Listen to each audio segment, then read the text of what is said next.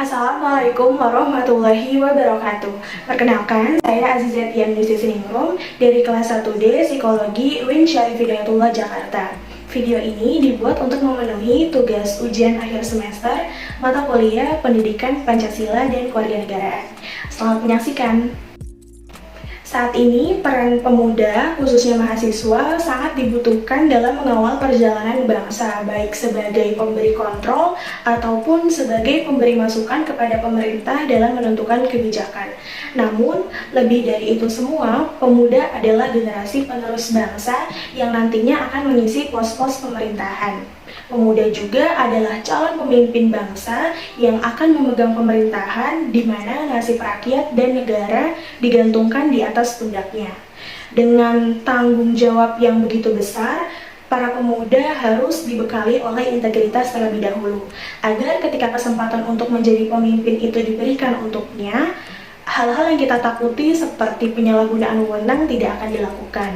Salah satu upaya yang bisa dilakukan untuk membentuk integritas dalam diri pemuda adalah dengan kembali menanamkan nilai-nilai Pancasila, agar nilai-nilai tersebut menjadi kepribadian dan karakter setiap pemuda dalam segala aktivitasnya, terutama dalam menjalankan tugas dan tanggung jawab terhadap negara.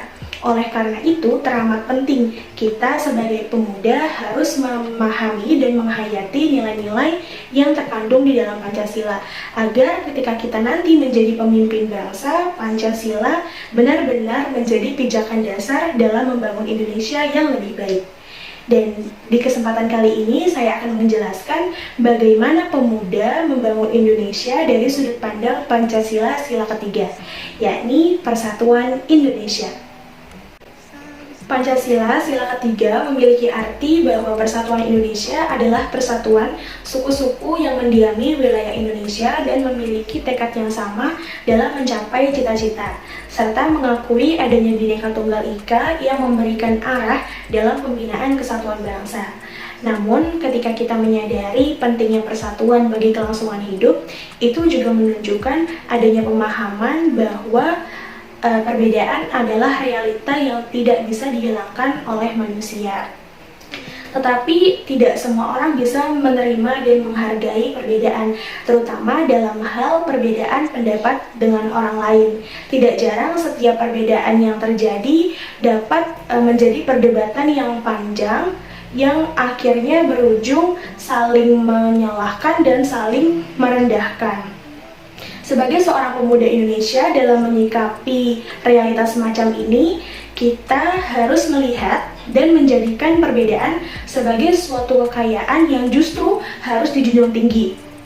Dengan kita mengutamakan persatuan dan kesatuan bangsa di atas kepentingan pribadi, golongan, maupun daerah. Karena pada dasarnya, perpecahan dan pertikaian akan menimbulkan ketidakharmonisannya suatu negara.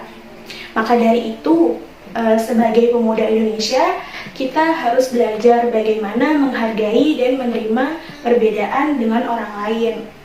Dan juga kita harus mulai membuka pola pikir kita. Jika masyarakat Indonesianya sudah bisa menyikapi perbedaan dengan bijak, sudah bisa saling menghargai dan menghormati satu sama lain, maka dapat dipastikan masyarakat dan tentunya para pemuda akan bersama-sama, bersatu, bergotong royong dalam membangun Indonesia yang lebih baik.